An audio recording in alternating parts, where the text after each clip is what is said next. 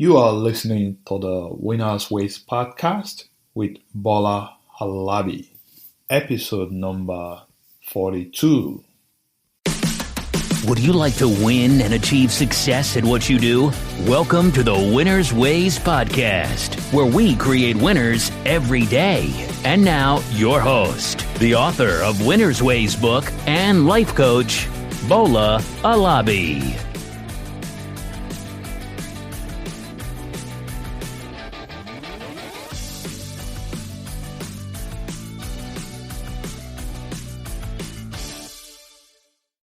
Hey everyone, welcome to another episode of the Winner's Ways podcast. I'm your host, Bola Halabi. I'm thrilled to have you join me today, and on today's show, we'll be discussing what you need to know when you plan to hire a financial advisor.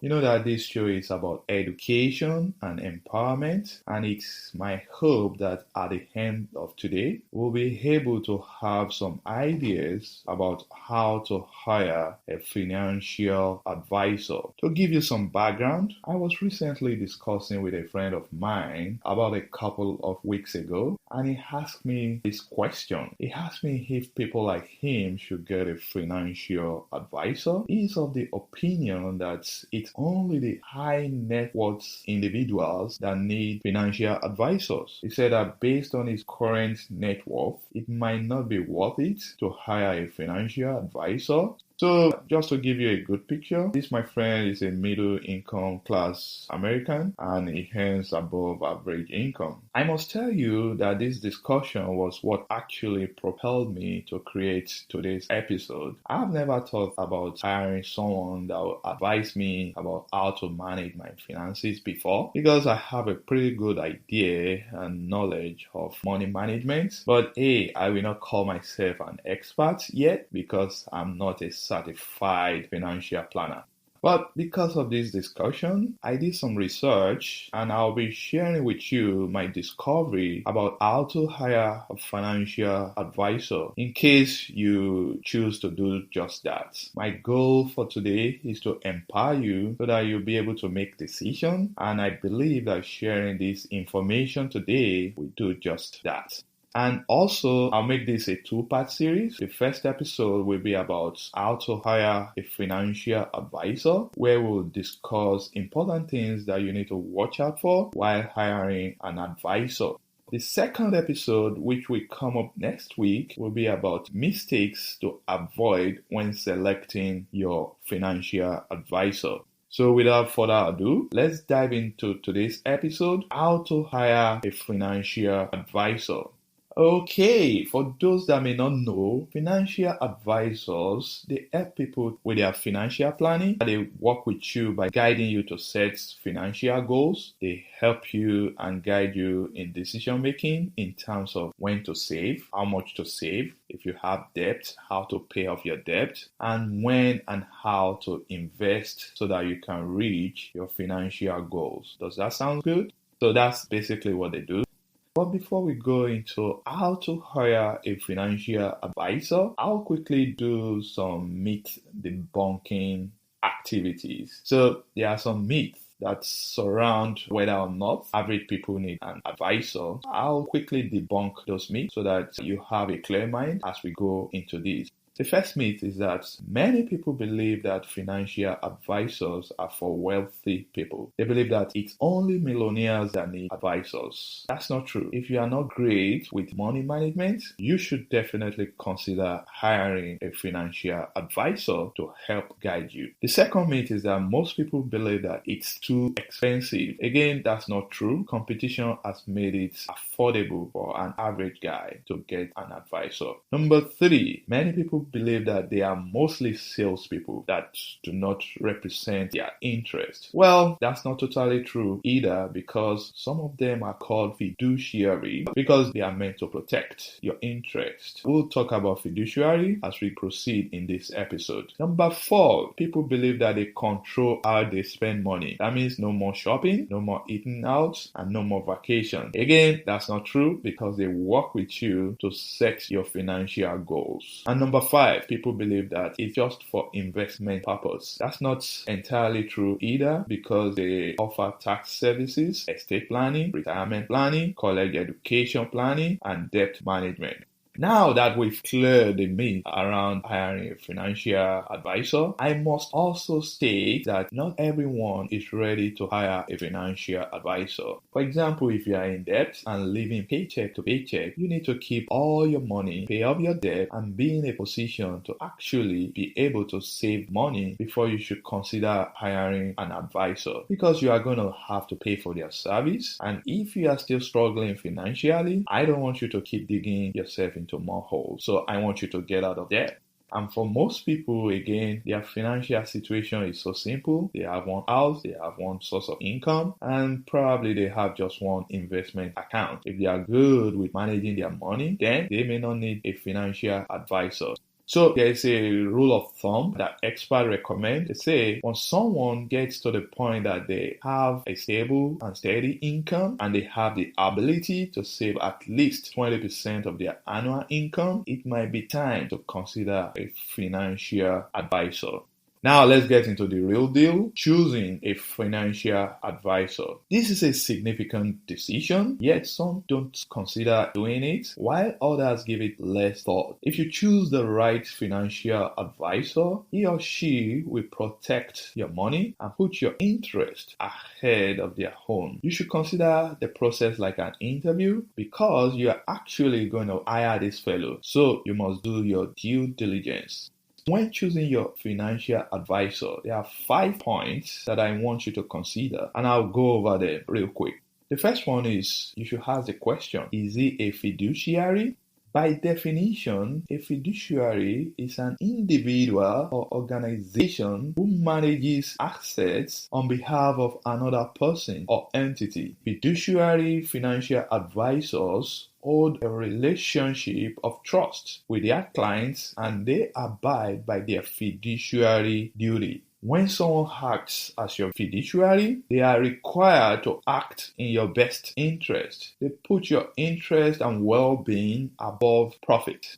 Unfortunately, some financial advisors are salesmen, and they will use several tactics to convince their clients to act in a way that will favor them so that they can make money off the clients. So salespeople, stockbrokers, they are not fiduciary. You must do your due diligence. Ask the question to make sure that the person that you are hiring is a fiduciary. So that's very, very important.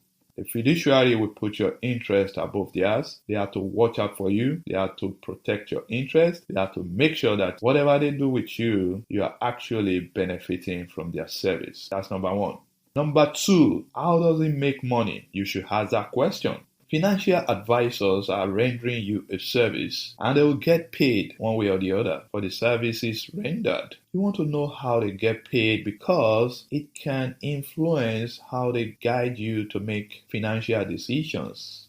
Financial advisors provide investment services and advice, but stockbrokers, they sell products, and selling products, they want to make money. So quickly, there are 3 basic types of advisors based on how they are paid. Number 1 is commission-based. These people, they are paid based on commission. And how do they make commission? By selling financial products. They sell mutual funds, annuities, insurance, and they receive commission on those products.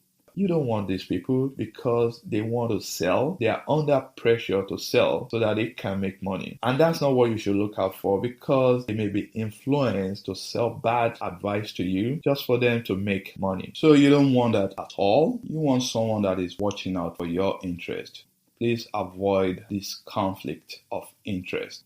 The second group of people, they are hybrid of commission and fee-based. These advisors are typically associated with brokerage companies, and they are licensed to sell investment products, and they receive commission as a result. However, they also provide financial planning for a fee, but they also have conflict of interest because they may be tempted to recommend financial products to you so that they can get commissions in return. You don't want that either. The third one, and this is the best form of financial advisor that you should get. They are fee-based only. And these are the ones that I recommend for financial planning or asset management. Fee-only advisors have fiduciary duty to act in the best interest of their clients. They only make money through flat fees, either by hourly rates or percentage of assets that they manage for you. Think about it. If they manage $100,000 assets, they will get certain percentage, maybe typically 1%. Their goal will be to help you to grow that $100,000. If they can grow it to $200,000, so the fee-only advisors, they watch out for your interest as your portfolio began to grow. So with their fee also grow. Their goal is to make sure that your portfolio grows so that they can make more money. That's how the fee-only financial advisor get paid. They are the fiduciary. They will not be influenced to sell bad products to you. So that's number 2. Number 3, verify advisors' integrity and credentials. Again, this is like performing a background check on the advisor. You are hiring him or her to watch out for your interests. Please do your due diligence by investigating them to make sure they are people of integrity. Yes, the fiduciary duty stipulates that the advisor should watch out for your interests, but the responsibility lies on you to verify their background before you bring them on. Part of the information that you may need to verify include their credentials. What qualification do they have? Are they CFP, Certified Financial Planner? Are they CPA, Certified Public Accountant? Are they CHFC, Chartered Financial Consultants? And just to let you know, the CFP is considered the gold standard in the industry because of their training, years of experience, extensive courses that they typically take, the continuing education and the strict ethical standards that the CFP advisors are subjected to.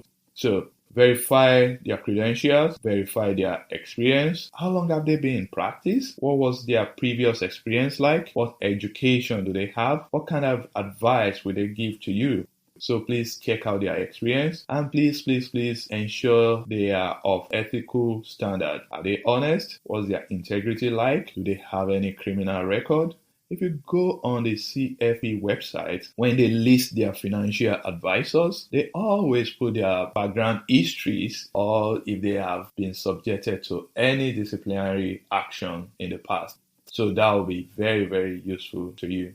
Number 4, verify their service offering. So what do they bring to the table? How will their service be beneficial to you? What financial planning service do they offer? Financial advisors have arrays of services: tax planning, estate management, investment planning, debt management, and so on. You need to verify the service that they offer and ensure that it will be beneficial to you, and also find out specifically how they will deliver those services to you. What's their mode of communication? Is it verbal? Is it face-to-face? Is it through the phone? Is it Skype? Is it Zoom? What kind of non-verbal information will they provide to you? Is it going to be through email? Is it some reports, some monthly reports, quarterly reports? You need to find out all this information so that you will be well equipped before you select your financial advisor. Number 5, the last but in no way the least, interview multiple advisors. Recently, my wife and I decided to change our furniture. We went on Wayfair.com. We got some very good deal, but we did not stop there. We went into the local furniture stores in our city just to make sure that we are getting competitive prices. So just like that, please shop around. I know in the world of Amazon, whereby you go to a one-stop shop to get everything that you want, it's easy to get tempted and just go with the first guy that you talk to. Please don't do this. You are going to pay for this service, so it's your duty to shop around, interview multiple advisors before you actually choose one. I'll recommend that you interview at least 5, because from talking with different advisors, you will be able to have more ideas about what you are looking for, and you get to know who you'll be comfortable working with. There are multiple questions that you can ask. You can ask, how will they help you? What's their investment strategies? How will they communicate with you? If you are investing, what's their portfolio like? What type of returns do they provide? How do they measure success in client relationship? What resources are they going to make available to you? How will you track your progress? What are their background and expertise? Ask all these questions. Do your due diligence. Verify all this information before you make your final choice. That's if you think you need to hire an advisor anyway. And that's where we'll be ending today. We just discussed how to hire a financial advisor. I gave you 5 points to look out for. The first thing is this person a fiduciary? Number 2, how does this person make money? Number 3, you need to verify their integrity and credentials. Number 4, you need to verify their services offering. And number 5, you should interview multiple people. Now that's it. You now have an idea about how to hire a financial advisor. Getting a financial advisor is a very important decision that can either make or mar your financial future.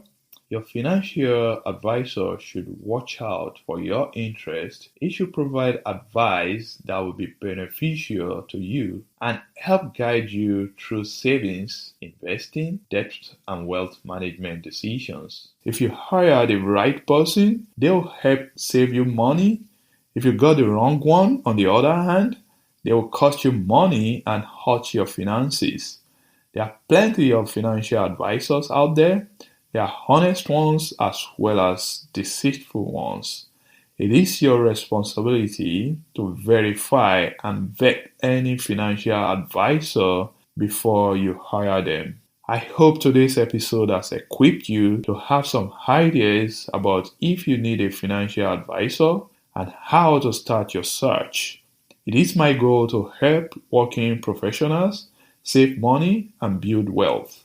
I hope I've been able to serve you today. Please visit my website www.winnersways.com to read more about various articles that I publish about career and money management. And also head to iTunes or anywhere where you listen to podcasts and rate our show, because rating this show is going to help us to attract and reach more people. It is very important to help us. And please also write us a review.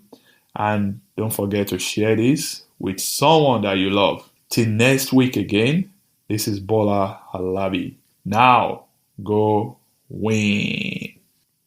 This episode of Winner's Ways podcast has come to a close.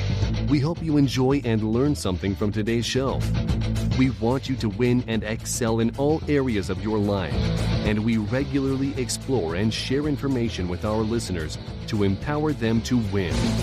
Be sure to subscribe to our podcast for more tips and strategies to help you find the success that you've always dreamt of.